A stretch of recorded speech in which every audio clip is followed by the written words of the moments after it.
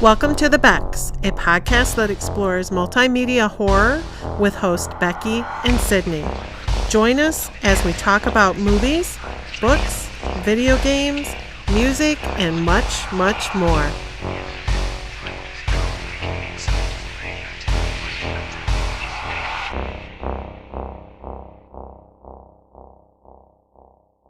Thank you so much for joining us. My name is Sydney Rebecca. And I'm Rebecca Snow. And we're the Becks. Currently, we're arguing about how cute spider feet are.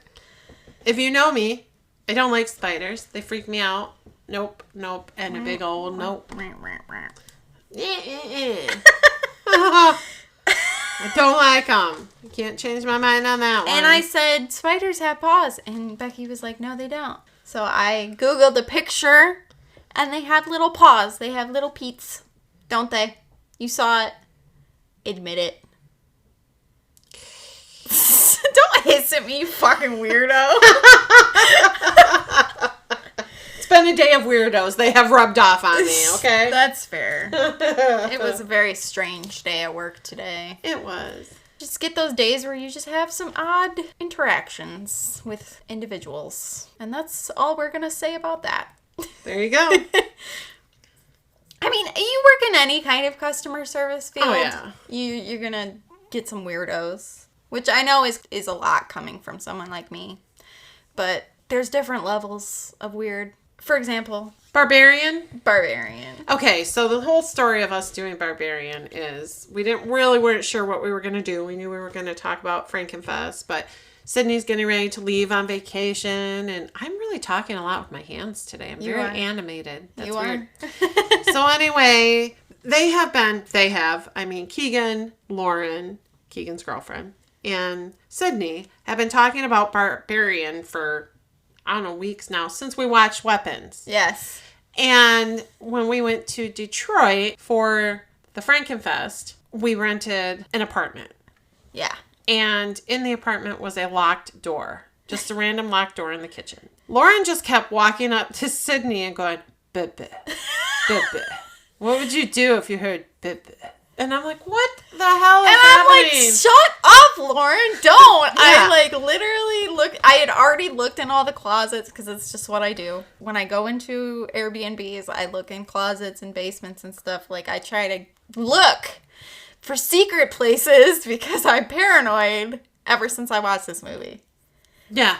And the fucking random locked door? No. Yeah, I don't like that. I think it's because it was a duplex and probably it led to the other apartment. That's my assumption. That's still creepy as hell. That should not be a thing. Anyway. I put a goddamn chair in front of that door. Yes, which there will be a story later about that too. And Lauren's like, is it because you don't want to hear bebe? I'm like, Lauren? That's exactly why. That's exactly why, Lauren. I'm waiting for her to open the door here and go, bebe. Stop talking about me. So anyway, I had not seen Barbarian. Yeah, she was like, what are you guys talking about? And I'm like, you've never seen Barbarian? And she's like, no. And I'm like, well, you'd know exactly what we were talking about if you've seen Barbarian. And I literally came home Sunday and watched it because we were gone Friday night till Sunday. And when I got home, I rented it and watched it. So now I know. And now we're talking about it. What's funny about this is that it literally takes place in Detroit. I know. That was even worse. Yeah. I knew that because I had read, the description before we left because you guys were already talking about it then. Yeah. Because Lauren's like, I love Barbarian. Keegan's like, oh, Barbarian, oh. It's a great movie. And then we walk into this place in Detroit, and I'm completely clueless, and these three are like, Bebe. I'm like, what is happening? Stop. I know it's got to be creepy, but I don't know what it is. Maybe that was better. I didn't have to know, so I wasn't freaking out as much. However, I do, at some point, freak out a little bit. To be fair, the apartment that we rented was in Royal Oak. Yes, which is a suburb in Detroit. of Detroit.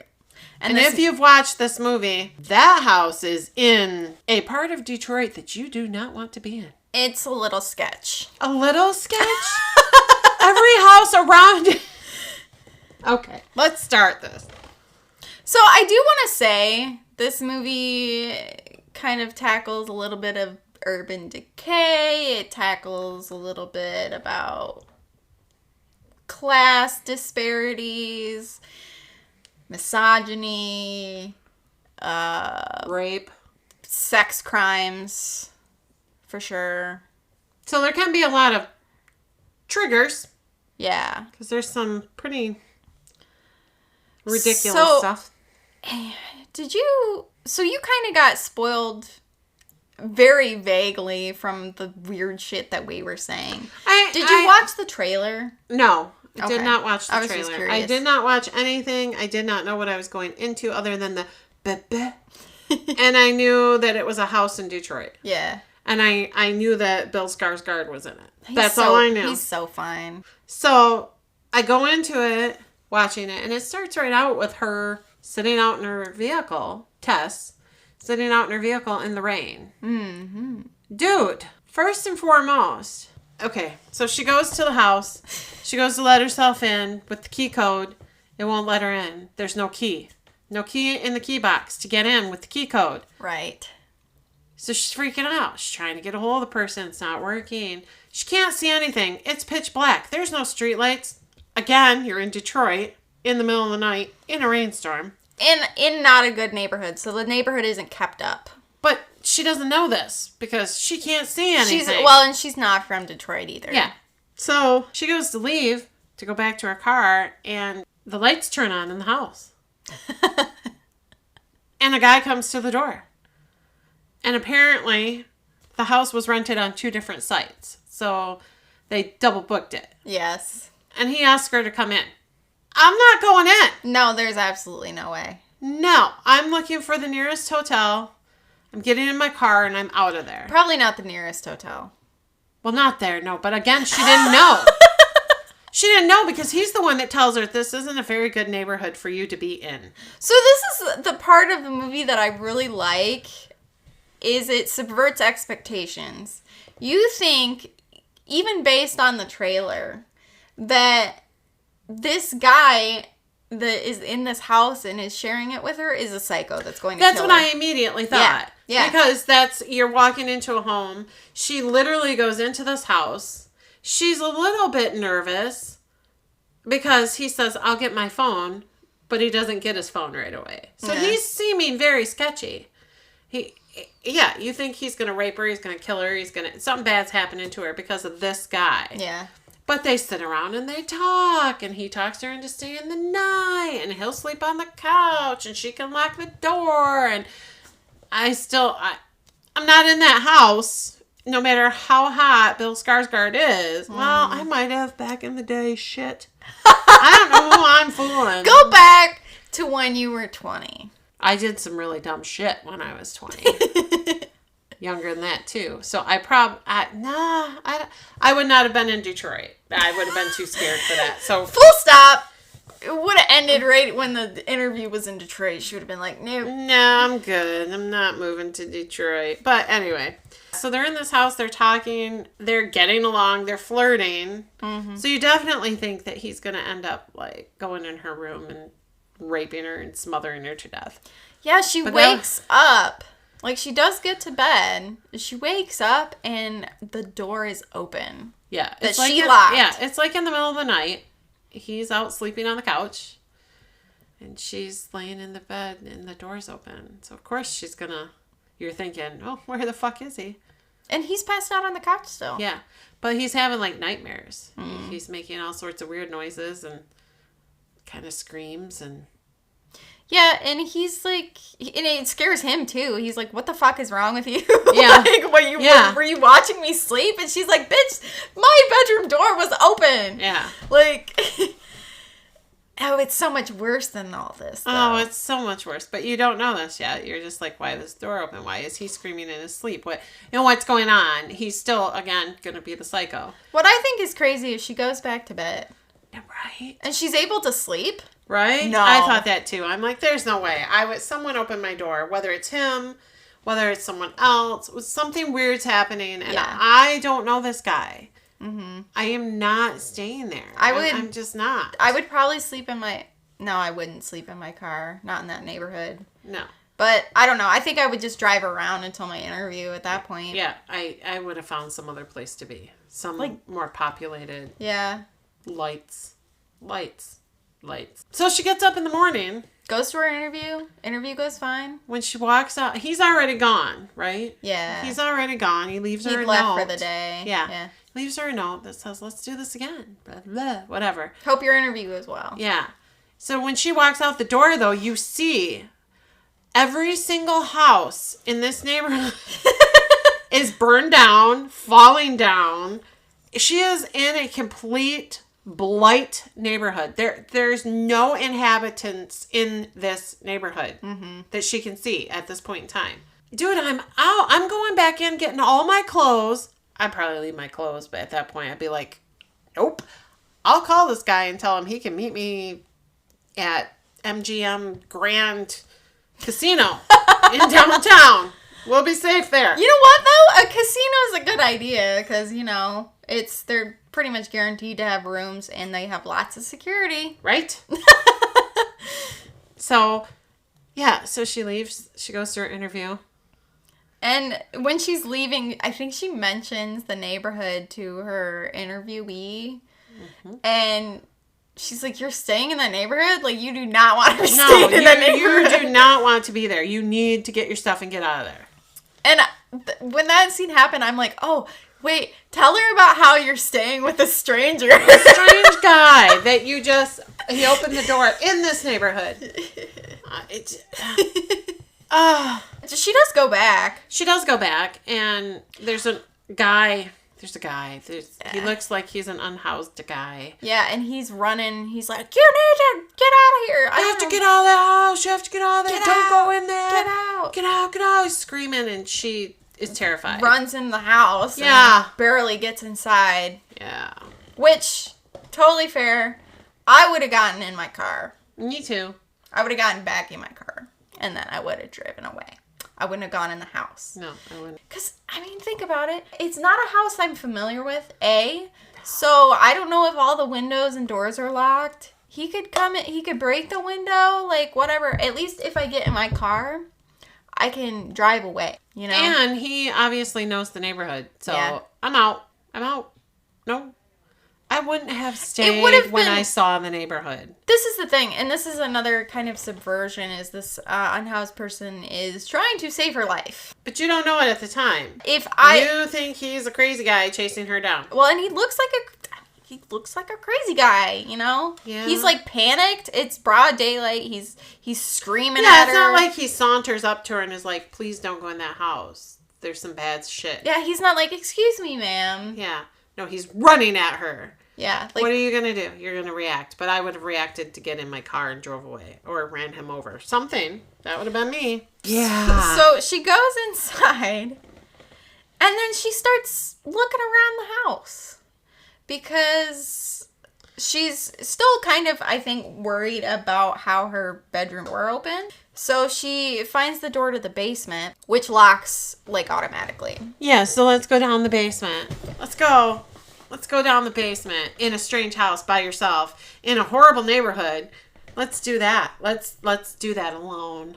The first thing I do when I get an Airbnb, though, is look around. I know she didn't look around when she got there because it was the whole, like, Keith was there, so it was that whole weird situation. But I want to know where everything is. I want to know that there's no bed bugs. I want to know where the toaster is. So I'm going to be snooping. And if there's a basement in an Airbnb I rent, guess what? I'm going to go in the basement. And I'm going to figure out if there's any fucking hidden doors. Well, I hope you would go in the basement, but you would figure out a way not to let the door go shut and lock you in. She didn't know that it was going to lock her in, though. Are you going to go in the basement without making sure that door is going to stay open? I would not assume that it would lock behind me. Would you now? Maybe. Okay. Do not go into any place where the door might lock behind you. You're stuck in a basement. Okay, would you have assumed that basement door because I'm terrified of basements. Okay. So yes, I have always 100% made sure that doors stay open. Because it scares the bejesus out of me. She almost said the fuck word. Yeah, it scares me. Not all basements. a lot of basements, especially basements I don't know. I don't like them. I don't like the feeling of I can't escape.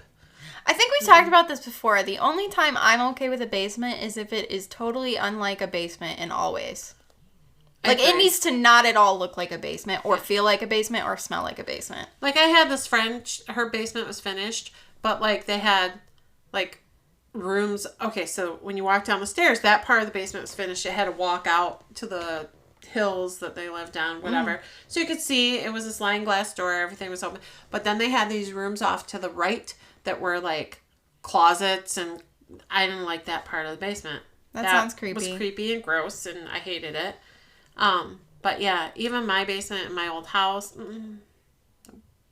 I ran up those stairs. And that had a crawl space on one side and a crawl space on the other side, and then it had the basement in the middle. I don't like that. So every time I ran up those stairs, every time, and I felt that was my house that I told you was haunted, though. That was creepy. So no, I'm not going in a basement with a door that shuts.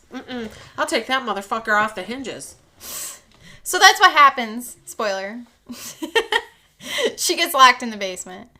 And she can't get out. There's literally, like, no way for her to get out. And there's no one there. And guess where her phone is? Not on her. Which is crazy. I always, like, am kind of blown away when people forget their phones places. Like, I'm not saying I'm totally, like, attached to my phone, but if I'm... I don't know, if I'm exploring a weird, crazy, place. If I'm in a place that I don't know a lot about, my phone's coming with me. I don't know if maybe I am too. I don't know. In this case, guess what? It would have been smarter for her to have her phone. Because your phone, you can call people. It has a flashlight. You can do a lot of stuff. She needed that flashlight. No. So she explores the basement, and she comes across a hidden corridor. And it leads to some sketchy stuff. There's blood, there's a camera, there's a dirty mattress. It looks like a set for, like, a snuff film. Yeah, it does. And for sure. Dude, no. Absolutely not. And she freaks the fuck out. Yep, she does. At this point, Keith returns and Tess sees him and she's like, I'm stuck in the basement, like, come get me. And he gets her out of there and she's like, I found the fucking weirdest, most fucked up shit ever. And he's like, what are you talking about? And she tells him. And he goes and investigates. And he never returns. Nope. So then, she follows him. Yeah. She goes down looking for him. Because, you know, hey, he doesn't come back. He's not answering her. Yeah. Let's do that. I'm cutting my losses. I don't know that guy. See ya, bye. Maybe that's call the police. That's why I'd be out in my car calling the police and be gone because I don't know that guy. Well, but then that seems weird because she didn't know that guy. Well, to be fair to Tess, though, at one point she does try to call the police and it doesn't work out for her. But before that, she keeps going, and the thing is, there's another hidden door, and then they're like it's underground, unfinished, subterranean fucking tunnels. And she finds Keith, and he tells her to run. He's like, you gotta get out of here. It's gonna get you too. She can hear him screaming from, like, far away, like he needs help or something. Yeah. And so she goes down in the catacombs, or whatever it is. And he's injured. And he's scared. And he's like, we have to get out of here. We have to get out of here now. And she's like, what do you mean? What do you mean? They waste a lot of fucking time. Oh, way too much time. And he gets killed. By something. You don't really see it at that point. No. He just gets hauled away. I remember when me and James watched this movie, I was like, what the fuck is that? Yeah. I literally was so loud with it because this is where the movie really takes a weird turn. Totally bizarre, very subversive, but good. Yeah, and there's like 3 different stories going on in this movie. It kind of threw me because then she, like, gets knocked out or something. And then Keith gets killed and she gets knocked out. Yeah, Keith gets killed. R.I.P. She gets knocked out. And then all of a sudden, you're, like, seeing this guy in this car singing and having a great time. Yeah. And I'm like, what is happening? At first, I thought my channel changed on my TV. I'm like, what is that? Oh, okay. But yeah, you have a story with Keith and Tess. And then you have a side story with AJ. Played by Justin Long. Yep. And then you have the side story with the original owners of the home. Yes. So AJ gets a call while he's driving along, and the phone call is basically about how he's on TV and he is getting fired because of some allegations that he raped his co-star. So they're like, you need to sell everything, get a lawyer, figure it out. So he's like, what am I going to sell? I don't want to sell my house. And that's when he remembers that he has a Airbnb in Detroit. Yeah. Yeah. So he owns this Airbnb in the worst neighborhood that you can possibly own an Airbnb.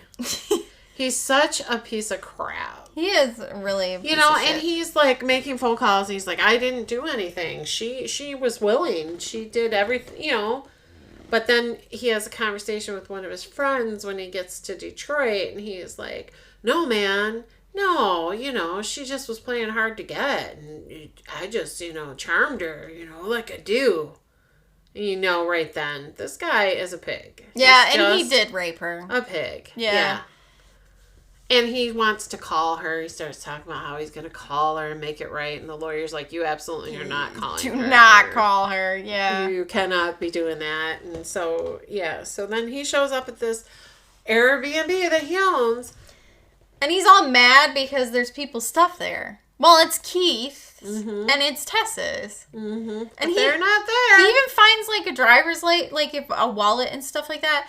Now, I see that and I'm going to call the police. For sure. Because either people are squatting or a crime happened or maybe both.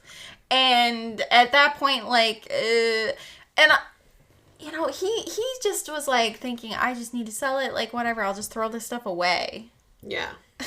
Like, he's not even thinking about how literally this is people's stuff. He's just like, I don't care. He goes down and he sees that the hidden basement door is open. He's like, holy shit, I didn't know this was here. So he's thinking, I can add this onto the square footage and sell it for more. So he starts measuring it. Yeah. So you see a flashback at some point in there of the original homeowners. Well, it's not until he goes in the tunnel. Until he's in the tunnel? Yeah, so he goes into the tunnel, he falls into the pit where he meets Tess, and that's when the flashback happens. Okay. So the flashback takes place in the 80s. And it's a really nice neighborhood at that time. Mm-hmm. And there's lots of neighbors, but the neighbors are telling the homeowner that they're going to have to move because they can't afford it. That lots of things are changing. I swear. Anyway, so the flashback shows Frank, he was the original homeowner, kind of watching this woman. And then he goes to the store and is asking questions about diapers and different things. And he's like preparing for a home birth. Yes. Like he's buying all this stuff. And so you're kind of getting the idea that he's going to kidnap this woman that he was watching. And that's kind of where it leaves you with. Frank has like an outfit to make him look like a meter man. And this is so bad. Chilling. Yeah.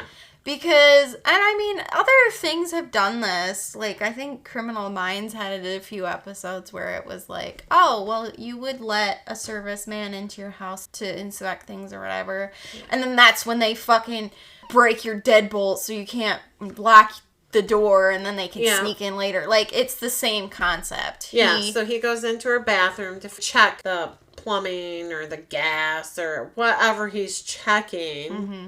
And he opens the window, breaks the window lock so he can get in. Yep. So he finds this woman, he's stalking this woman, he fixes the window so he can get in, and that's kind of where it leaves it. You don't really know what's going on at this point. You just know that this guy is a creep. Yep. He's buying a bunch of stuff for home birth. Something's not right. Meanwhile, Tess and AJ are locked in the pit, and Tess tells AJ that the creature wants them to act like her children. Yeah. and she grabs it's so AJ and bad. tries to breastfeed him. And this is so funny because Tess now, like, she uses this opportunity while, like, she's distracted to escape. She's like, fuck that guy. Yeah. Bye-bye. Yeah. I mean, she's, she told him what he had to do to stay calm, because if you get upset, it upsets the woman. Yeah. Or the whatever she is. I mean, she is a woman, but Movie director notes all that stuff. She's referred to as the mother. yes. So he freaks out, obviously. She's trying to shove her very dirty, nasty breast into his mouth to breastfeed him. And he refuses, and she gets angry. Yeah. And that's what Tess tells him. You have to do what she wants. You have to let her be your mother, or she will get upset and she will kill you. Mm-hmm. Well, he's dumb. Tess gets all the way out. She gets back in the basement. The basement door's locked. Again. Yeah. Back to so that. he put a chair as a doorstop, but it got moved. So then she's locked in the basement again. But the unhoused man from earlier, Andre, his name is, he pulls her out of the basement window. Yeah. And he's like, you got to get out of here because that thing's going to come after you once the sun sets. And what does she do? She decides she's going to save AJ. Fuck that guy. Call the cops. She can't leave him. She's got to save him. He's not even nice. Or hot. Not like Keith was. Keith was hot. As an audience, you know AJ is a dirtbag at this point. I mean, yeah, maybe do the noble thing and try to res. This is the thing. Is like, this thing that's in the basement is freakishly strong and weird and messed up. What am I going to do against that? I don't have a gun or anything. I need to call in backup. So she does try to rescue him. Meanwhile, AJ does find a room where the mother refuses to go, and that's where he finds Frank. And AJ assumes that Frank is another victim. So AJ's like, I'll call the police. But then he finds all this evidence that Frank abducted and raped dozens of women because of all the tapes and stuff. Yeah. And they're all labeled, like, with names and stuff. Yeah, And AJ, ironically, gets super mad and disgusted about this. But yeah, then, isn't that funny? But then Frank kills himself. Yeah. Because I think he knows that the jig is up. So he can't keep having... I mean, He's super old and bedridden. Like... He didn't have long for this world anyway, but would have been nice to see that guy put in prison because he was insane. Because he pretended like he moved away or whatever. In reality, he just was building these tunnels underneath his house so he could continually rape and murder these women and his daughters. And then, like, if they ever had boys, they never mentioned boy children. But statistically... there were probably some boy children that happened too. So he didn't keep them alive. Yeah. So, yeah, totally fucked up. So Tess does lead the police to the house, but they totally dismiss her, completely. They don't listen to her. They think she's drugged out, that she's crazy.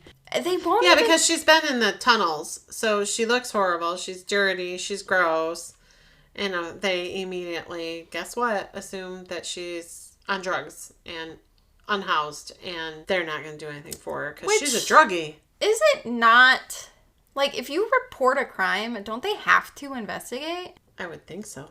Like, isn't that the point? But I think they can, Well, this is the thing, is, like, they think that she's on drugs and that she's a squatter or whatever. Like, if that were really the case, would they not arrest her? Mm-hmm. So they don't arrest her. At least if they had arrested her, she would have been safe. Yeah. But she breaks back into the house. To try and get AJ out of there. Because that's where her car keys are. That's right. She drives into the mother. Yeah, because the mother comes out after her. It's dark now. Yeah. And she comes out after her to try and kidnap her again or whatever.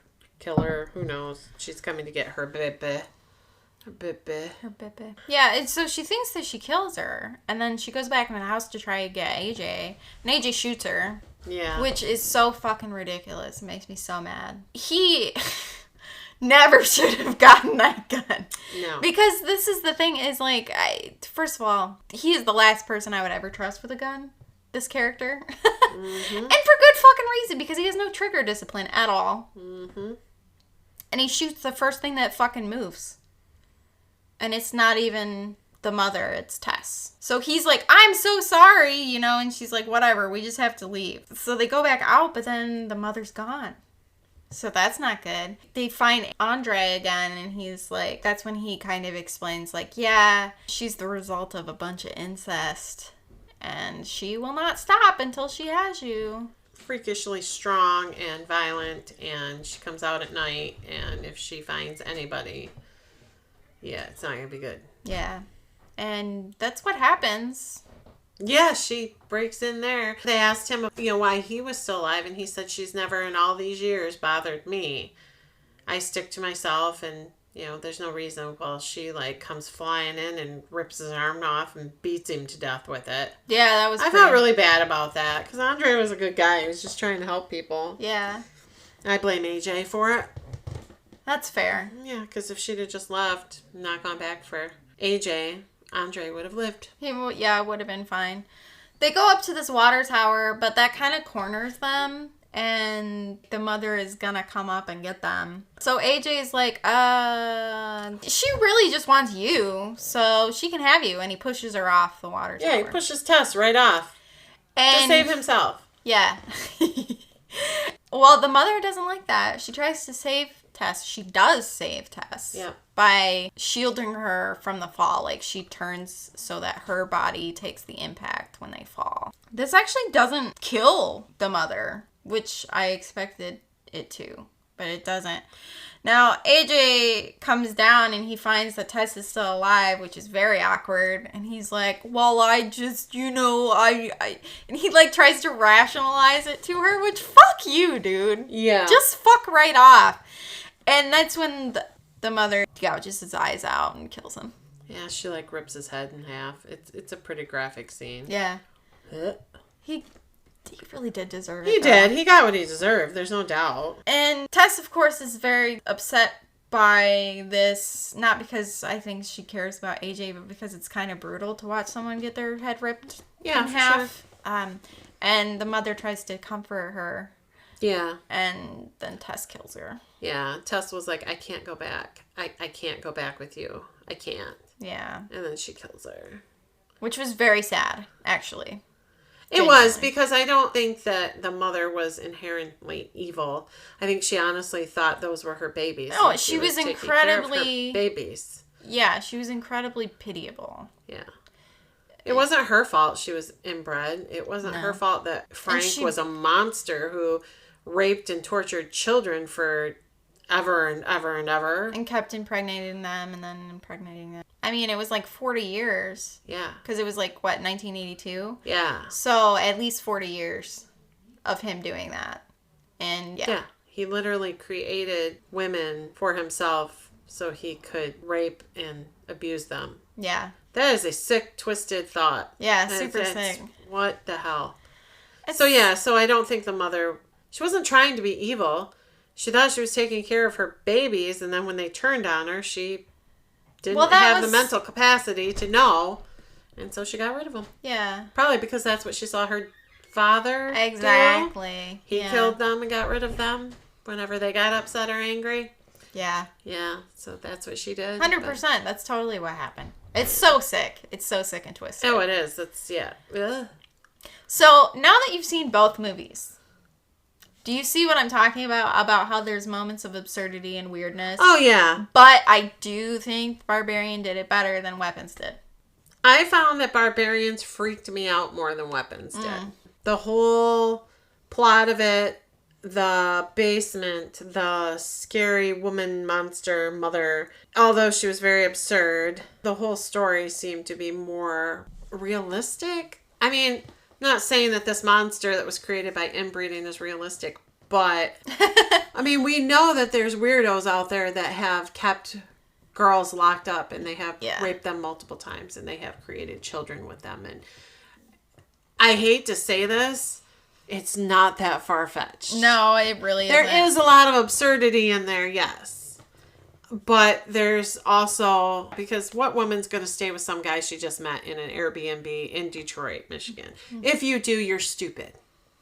Period, 100%. There's something wrong and you need to go get some therapy. Tess makes a lot of really questionable choices in this movie. And I know part of it is like, she's obviously very desperate to get this job. So there's that layer of it, right? But she just makes some dumb choices. Yeah. Keith didn't need to investigate the fucking rape dungeon.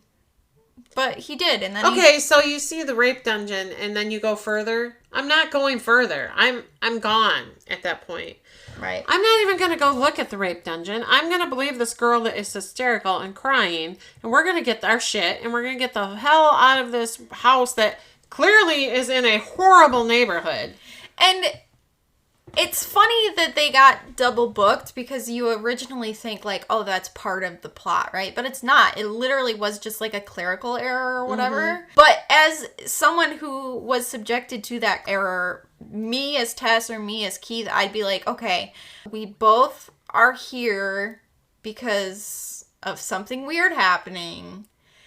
And there's a rape dungeon, and I think we need to go to the police. Yeah. That's it. And I'm also thinking to myself, okay, so when we walk out of this house and we see the neighborhood it's in, and then we find out that it's been double booked, and there's something not right. Yeah. I am certainly not going into the basement to investigate because and as a man, I know, chivalry, whatever, lots of independent women. But I would hope the man that I met, when he saw that neighborhood, he would have not left that freaking house and left me there.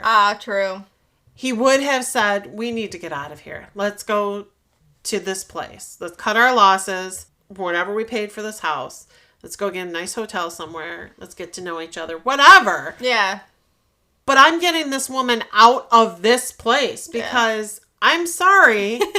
That place was not a decent place for anybody to be. Mm-hmm. Like her, when she was interviewed, that woman telling her, you should not be there.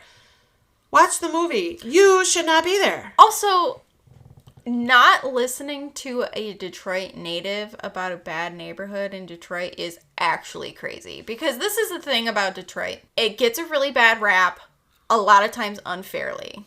True. It's not as bad as it used to be. They've done some work with, like, trying to combat the urban decay that happens. You know, they're trying to restore Detroit, etc., etc. Of course, like any other city, it's also been gentrified, which is a separate issue. But Detroit gets a really bad rap, a lot of times unfairly. However, if you go to Detroit, someone who lives there and is from there is like, yeah, don't go there. You should fucking listen to them because they know.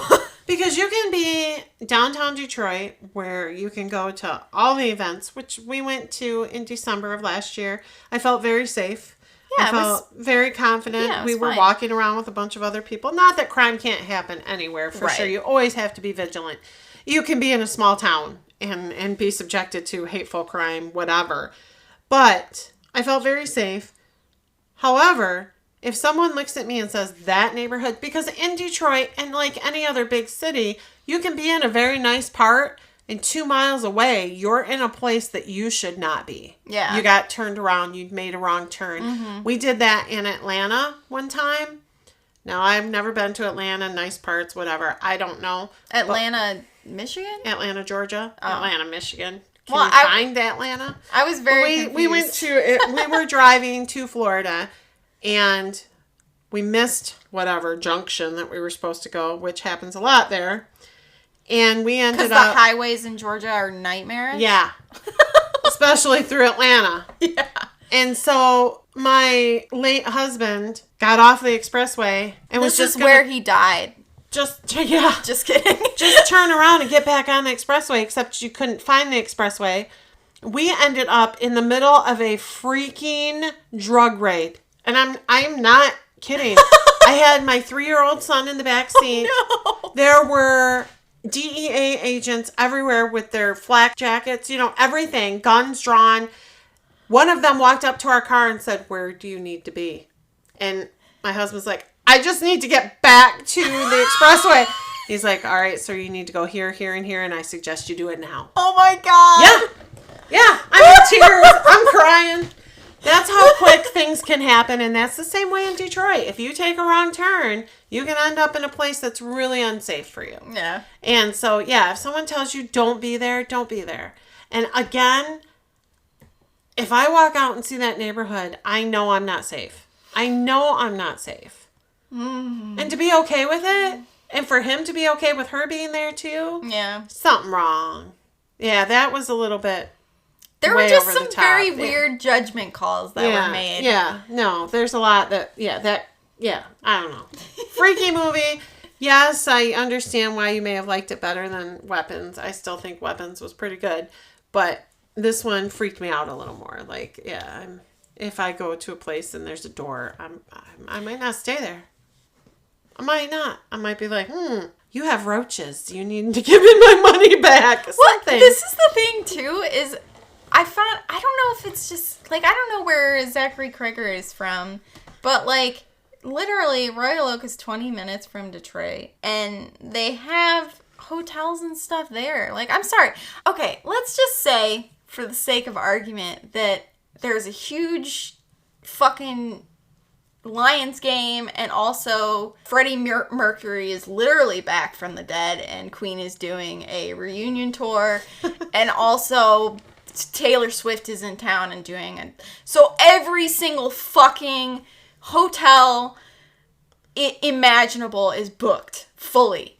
You can go to a Detroit suburb and get a fucking for sure other motel, hotel, Airbnb. Well, that's like we looked in downtown when we were going to Frankenfest to stay because it was closer. Yep. And we couldn't find a place that wasn't like less than $400 a night. Yeah, because there was a Lions game. Yeah, so we decided, okay, Royal Oak, and we got a scary apartment with a locked door. It really wasn't scary, but this is my story. It was right. So I don't know what time it was. It was in the middle of the night. I woke up startled because I was kind of half asleep and half awake. Well, the kids had dropped the TV remote. I did not know this at this time, but I heard this sound. And I swear to God, in my head, because I was kind of asleep, kind of awake, because I had to, pee, whatever.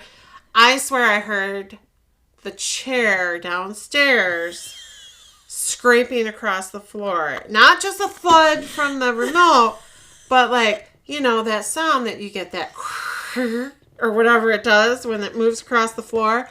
Dude, I sat up in that freaking bed. Everybody else is asleep in this house but me. There's only one bathroom. It's at the top of the stairs in this place. I go out and I flip the light on and I'm like, what is that going to do? Scare those frickers away? Yeah, what if you turn that light on and there was someone standing at the bottom of the I stairs? was so scared. I was scared. Like my heart was pounding real hard. Oh my gosh. Nobody was there, so I went pee. And then it was kind of getting daylight. And so I walked down the stairs and checked out everything. And the chair hadn't moved. Chair wasn't moved at all. And I was like, okay. And the way the chair was strategically placed, they couldn't have shut the door and pulled it back with them. So I knew that nothing had opened the door. Yeah, it was pretty tense there. And I hadn't even watched a stupid movie yet. Yeah. Didn't even know anything. I just knew they were putting that in front of the door for a reason. And now I know. So now I'll probably really have nightmares. But yeah, no, it was, yep. I was all alone in my fear. Everybody else was sleeping. And it's so funny because literally the three of us had seen the movie. You hadn't, and you were the one scared. Knew something was coming through that freaking door. And what was I going to do? Everybody else was asleep. I'm going to protect everybody. Apparently. I don't know what. There were no weapons upstairs that I could use. I was looking around, too. The knife block was literally right next to the sketchy door. Yeah. I was like, well, that's great. It's for the killer to grab. It's very, convenient for them. It's for the killer to grab. Yes. While they walk in the door. And all the knives were labeled filet. Nice. The knives were labeled, though. That was weird. I've never seen a knife block with them all labeled of what you wanted, but they were in that house. It was a very white almond mom Airbnb. Like, the way everything was decorated and stuff. Yeah. Like, I'm seriously surprised there wasn't live, laugh, love, like, everywhere. Hardest couch you've ever sat on in your entire life. Yeah. Worst thing ever to sit on. It literally- is not a very friendly, welcoming. It just was not like, come in, sit down, be comfortable. No. It's like, come in, sit down, and not be comfortable. The beds weren't comfortable. I thought the beds were fine. I think you're crazy. I don't know. I probably just have low standards because the mattress me and James have is like 700 Remember years the old. beds in Washington, D.C.? I do remember the beds in Washington, D.C. Those All were right. the best. We digress. Sorry. We do. But those were the best.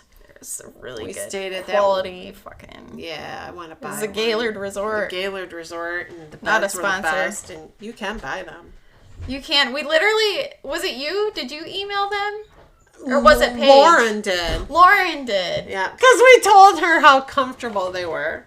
So she was going to order the bed because they needed a new one. And the pillows. The resort shot back an email so quick. They probably get that question a lot, honestly, because it was seriously, these beds were so nice. We seriously digress. Yes, we do. But, you know. Anyway, that's Barbarian. And it was... Yeah. I feel like just sticking my face up against the wall and going... Ba-ba. Ba-ba. Ba-ba. Stop. She's trying to... Our recording studio is right next to Lauren and Keegan's bedroom, and she's trying to fucking... They got quiet, though, didn't they? I can't No. do it the same. Time to stop. All right, so yeah, that was Barbarian. Great movie. Very scary. It's very disturbing. So basically, the next time you think about getting an Airbnb, just consider getting a hotel instead, because hotels have security. So true. So there's that. There's something better than that. Oh, just if you haven't watched the movie, watch it and look at that neighborhood and tell me you would stay there. Why? Today the pod, tomorrow the world. My name is Sydney Rebecca. And I'm Rebecca Snow. And we're the Becks.